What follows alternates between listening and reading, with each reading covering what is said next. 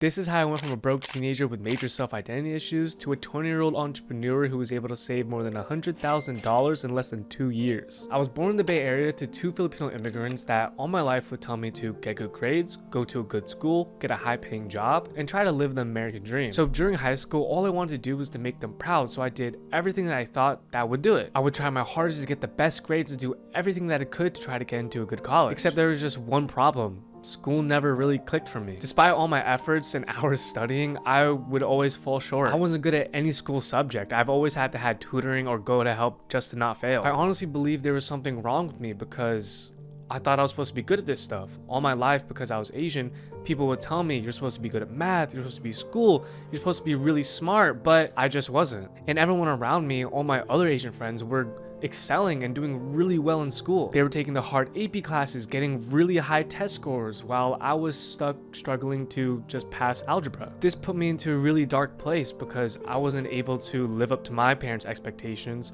or even these stereotypes that I used to believe in. I didn't know who I was or who I was meant to be. I thought I was a total failure. So when it came to apply for college, I chose the closest thing that I thought that I had to an identity or a purpose, which was to become a stereotypical Filipino nurse. And at first I was kind of excited about it, but then I realized that I was still really just doing this just so I can brag to my friends that I was doing something in the medical field, and so my parents would be proud of me. So deep down, there was really no other reason why I was going into college, going into debt, or doing anything for my life. I was really just sleepwalking through all my choices, just trying to make my parents proud, and so my friends wouldn't think I was dumb. But one night I was binge watching YouTube and I came across this YouTube video of this millionaire going to garage sales, buying things for $1 and trying to flip them online on eBay for a profit. I didn't really think too much of it at the time. I thought it was interesting, but then the next morning I thought, why not give it a shot? It was Saturday, I had nothing else better to do. So that morning I went around my town to the nearest garage sales, and after looking around for a couple of minutes, I ended up buying this Lilo & Stitch bubble blower for $1. I was just copying what I saw on the YouTube video, so I listed it on eBay, went to bed, didn't really think too much of it, and to my surprise,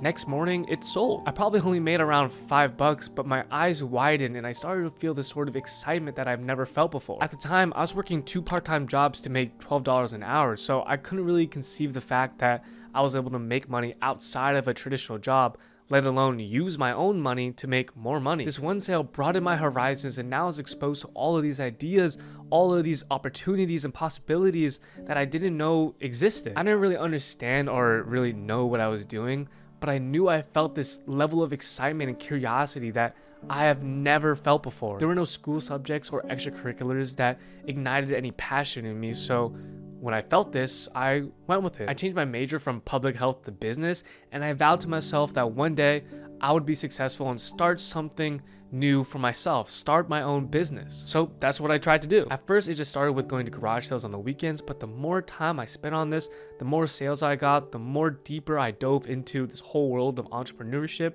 the more I became obsessed. Something about using my own money and not my time to make more money got me hooked. I started to feel like I actually had some sort of control over my life. So I started to take this more seriously and start to do it every day. I would go to thrift stores, discount retail stores, liquidation, just to find items I could resell online for my business. Even the type of content on social media that I was consuming changed. I was no longer just scrolling looking at girls or watching Mr. Beast YouTube videos. I was watching videos on entrepreneurship, self-development, business, personal finance. My whole perspective of reality was slowly changing. And for the first time in my life, I felt like I found something that I was passionate about, something that I was good at. So when it was time to go to college, I didn't want to give up. I knew I wanted to continue doing this business. Now currently, my business model was literally just to go around, drive to thrift stores, garage sales, and find products to flip online on eBay. I'll ship everything out myself and store everything, to my parents' dismay, in the living room. Obviously, since I'm moving, I can't do that anymore. I don't have a car.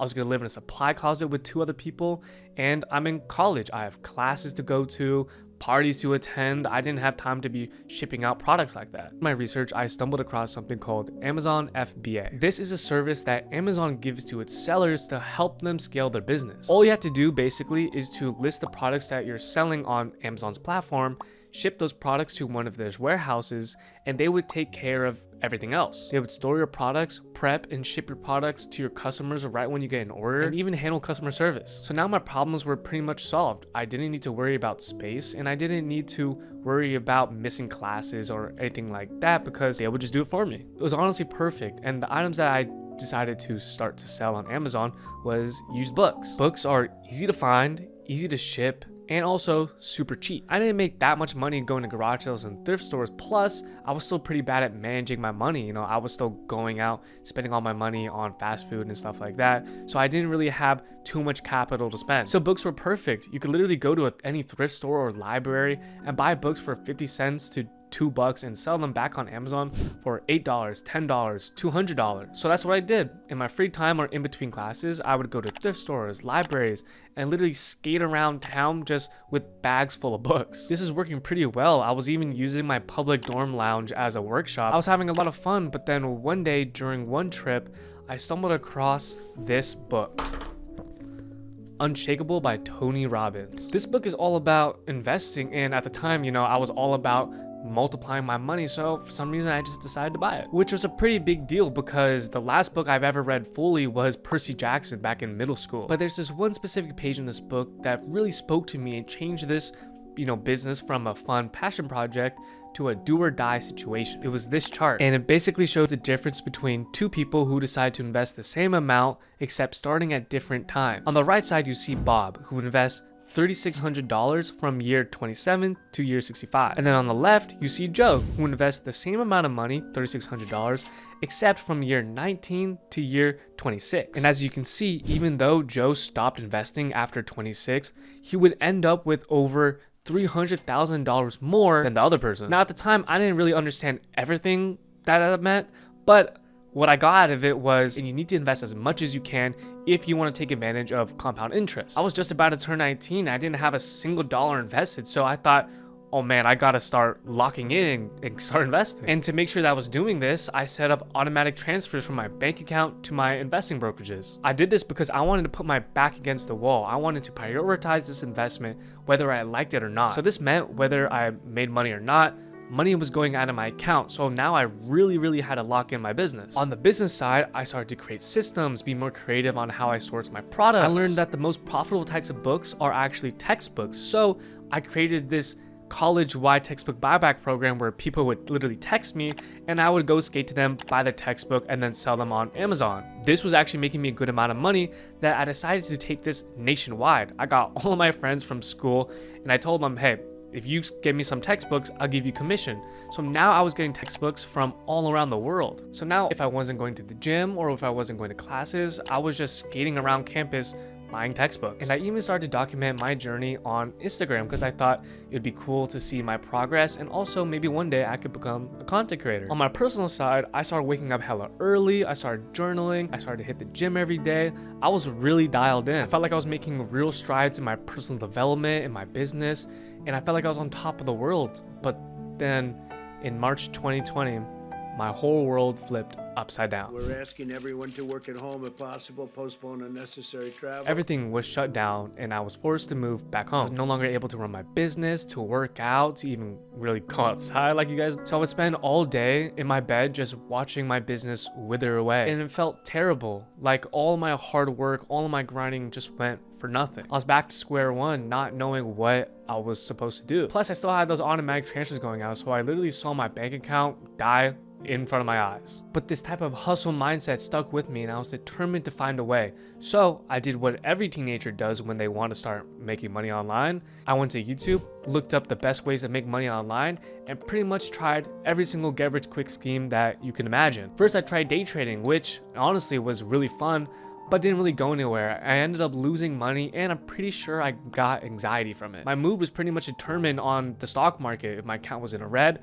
I was depressed. If my account was in the green, I was the most euphoric person ever. Then I tried making a social media marketing agency, which got nowhere. No one really responded to me. I tried turning my Instagram into a theme page to make money. I tried wholesale real estate, which pretty much didn't go anywhere. And to make sure I wasn't going in the negative, I even tried Instacart or even doing online surveys. And the last thing that I tried was, of course, the classic drop shipping. This was absolutely the last straw because I literally put all my savings, all the money that I had, any of the money that I was getting from unemployment at the time, into trying to work drop shipping out. I was binge watching YouTube videos of all of these teenage millionaires saying you need to escape the matrix, that I was determined to do this. I even bought a course, went into credit card debt, but nothing really worked. After seeing my bank account pretty much in the zero, I had to really evaluate and think, what am I doing? I lost my focus, my passion turned into money. So I decided to go back to my roots, which was reselling. But since now that I didn't have any money and the world was still locked down, I had to be really creative. I created a neighborhood book pickup drive where my neighbors would just donate books to me, and I would donate pretty much 95% of that to charities, to schools, to Goodwill, and then sell whatever I could on Amazon. And then I started to contact thrift stores and libraries and establish exclusive deals to buy books from them in the back room when no one else was able to. So now I have exclusive places to source books, and also I was getting free inventory from my neighbors. This worked pretty well. I was making a good amount of money. And once that money started to pile up, I started to really think on how to diversify. I joined this Discord reselling group called Divine, where basically they just spoon feed you information on profitable items that you could buy online to flip on eBay or Amazon. And I went totally crazy with that. Now I wasn't just selling used books, I was selling everything that you could think of that would make me money. To patio heaters, tools, rare art, collectibles, literally everything. I was at a point where I was maxing out all my credit cards and reinvesting every single dollar that wasn't going towards investing back into my business. I even stole my dad's credit card and spent like $60,000 in 2 weeks. Sorry, Dad. My home now turned into a warehouse, and I was constantly going to UPS, USPS, and shipping out products. And that Instagram page that I said that I started to document my journey on started to really blow up. And I even was posting on TikTok that also reached, I think, around like 100,000 followers. At the end of the year, I crossed over $200,000 in sales, and I had over 100,000 followers on social media. Even though I made a lot of mistakes, and honestly, that was like one of the hardest times of my life, when I look back at it, I don't have many regrets. Honestly, none at all. Every single mistake, every single tear that was shed, every single time where I thought that I was just a mess up, I needed to build this character. I needed to learn from experience. I don't think I would have done that well or be in the position where I'm at right now if I didn't make all those mistakes and lose all that money. Just the fact that I was able to do this gave me this confidence that I still carry to this day, that as long as I don't give up, I'll end up figuring a way out, because there's really nothing special about me. The only thing I did differently was not give up. So if you're watching this and you're interested in making money online or building online businesses, just know it's not going to be easy. It doesn't really matter what you're going to do or who you are.